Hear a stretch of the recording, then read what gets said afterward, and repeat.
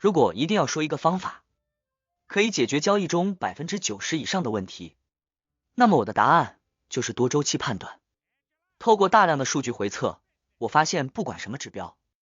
什么模式，如果只是在单独的周期中，胜率都是有限的，尤其是在小级别的周期。周期越小，越容易受到影响；周期越大，反而讯号越明确。因为小周期可以因为讯息波动或是市场情绪来回变化，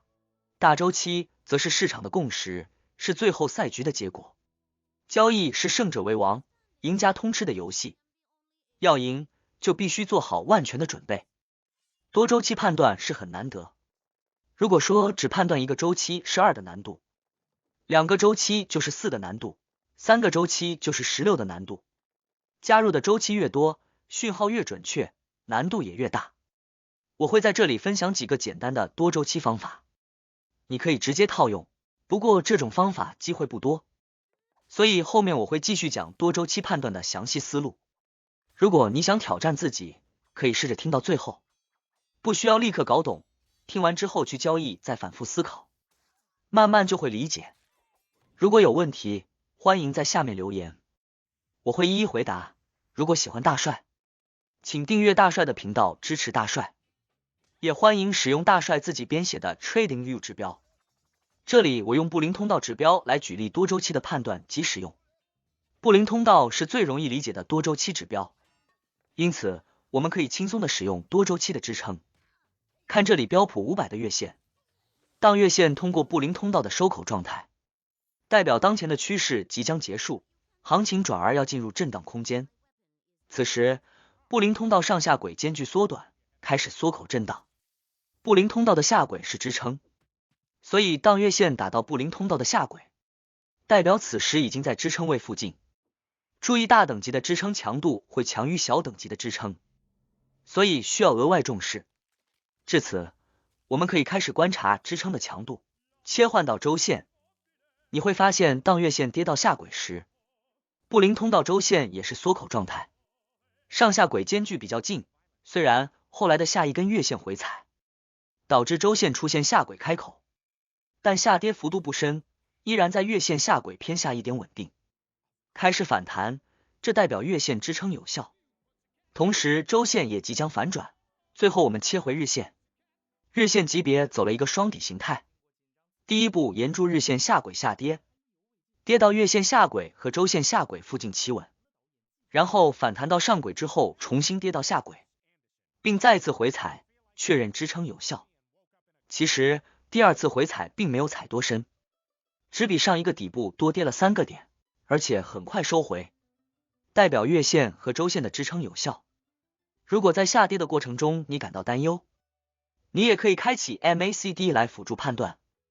可以看到 MACD 已经形成了柱背离，代表此时的下跌有问题，行情即将反转。所以在这里，我们的观察顺序是先看月线级别，目前是否处于月线级别的支撑位或阻力位，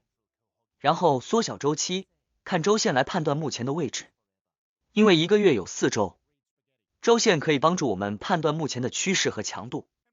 最后缩小到最小的周期日线，来找到最佳的机会，盈亏比最好的时机。这样一旦月线的支撑有效，我们就可以在日线的最佳位置入场，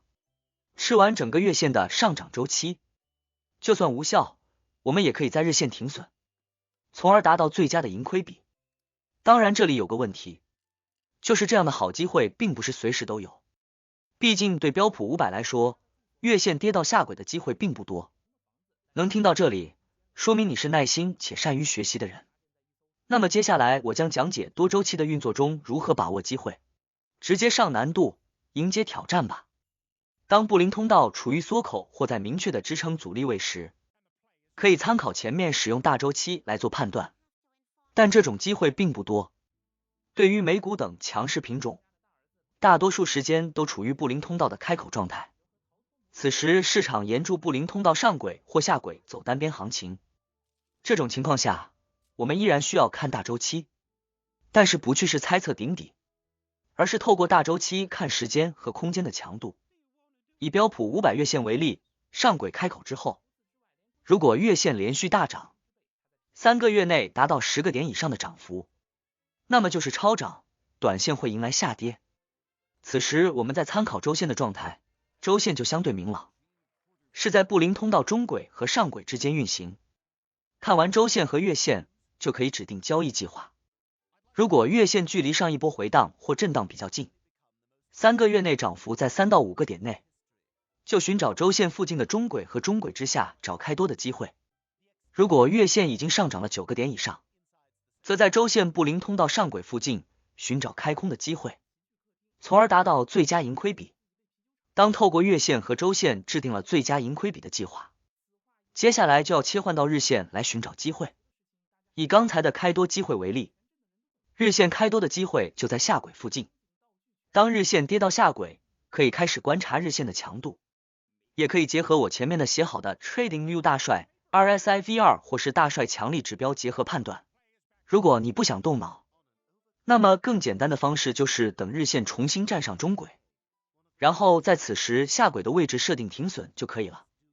接着就可以跟住周线来寻找多单的卖出机会。当周线重新在上轨受阻止盈即可。如果是开空单，周线处于上轨附近，则需要寻找周线和日线的共振点，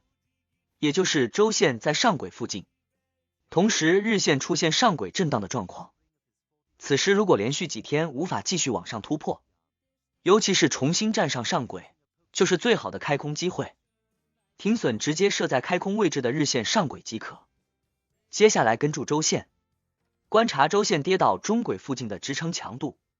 在周线中轨撑住止盈即可。使用多周期的原则，就是看长做短，透过长线决定最佳盈亏比的开单策略，然后使用短线来找到最合适的开单位置，从而控制好回撤，获得最大的盈亏比。需要注意不同的品种的市场驱动逻辑。例如在加密货币里，月线的上涨往往更大，但是一旦远离中轨开始回撤，结束的也会更快，不会出现现美股这种持续性，而是更强的爆发性。对于这种，则要注意月线等级的震荡，一旦月线级别发生震荡，爆发力道减弱，很容易就会发生回荡。当然也可以结合我写的指标来判断趋势的强度，采用多重共振来确认的讯号会更可靠。布林通道的多周期判断就讲到这里，如果有任何问题，欢迎在下面留言。记得检查是否订阅了大帅的频道，以便收到指标更新提醒和查看我的交易前或教学。感谢。